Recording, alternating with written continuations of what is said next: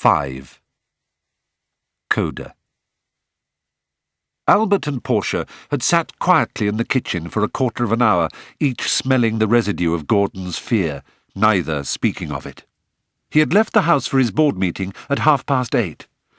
"Doesn't do to look over keen," he had said, cheerfully stuffing papers into his briefcase. Mother and son were each proud of the other's hypocrisy.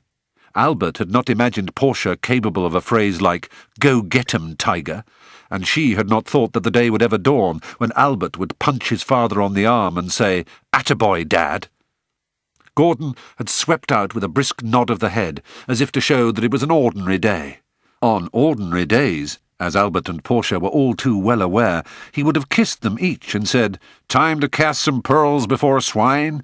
Wish me luck," or even, "Yech, another shitty day for our hero," while the coffee went cold in their cups and Java howled in vain for admission.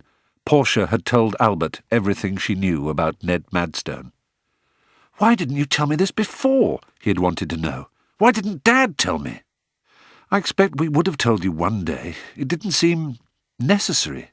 But Dad doesn't know that Ned has come back, and there's no reason why he should either. I only realised myself the other day. None of us knows what happened to Ned after he disappeared.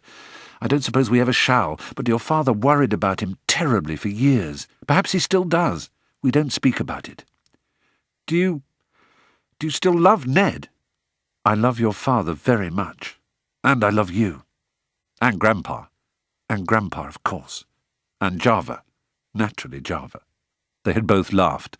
Portia had squeezed Albert's hand in appreciation of his lightening her load, and he had returned the pressure.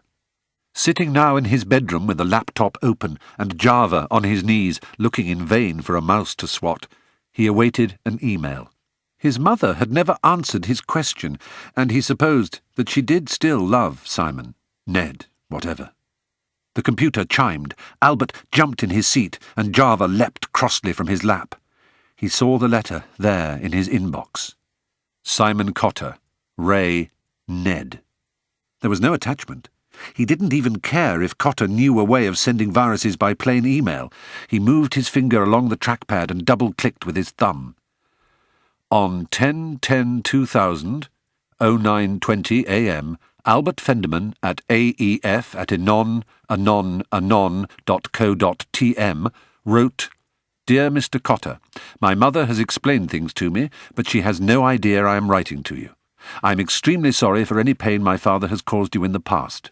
I understand why you are doing what you are doing and promise to leave you alone from now on. Thank you for the valuable experience I derived from working with you. I hope everything goes well for you and your company.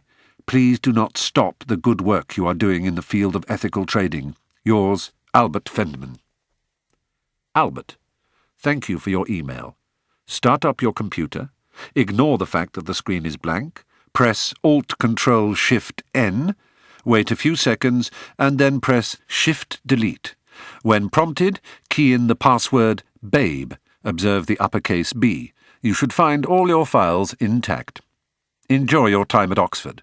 If you ever find yourself looking for employment afterwards, you know where to come. A brilliant career awaits you. Live up to your mother's expectations. Yours, Simon. P.S. A splendid email address. My directory tells me that TM is Turkmenistan. A fine touch.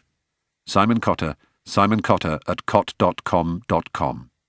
Any opinions expressed in the email are those of the individual and not necessarily the company. This email and any files transmitted with it are confidential and solely for the use of the intended recipient or entity to whom they are addressed. It may contain material protected by attorney-client privilege. If you are not the intended recipient or the person responsible for delivering to the intended recipient, be advised that you have received this email in error and that any use is strictly prohibited. If you have received this email in error, please forward this email to housekeeping@cot.com.com. This footnote also confirms that although this email message has been swept for the presence of computer viruses, the recipient is responsible for ensuring that the email and contents have been swept and accepted by their own virus protection systems.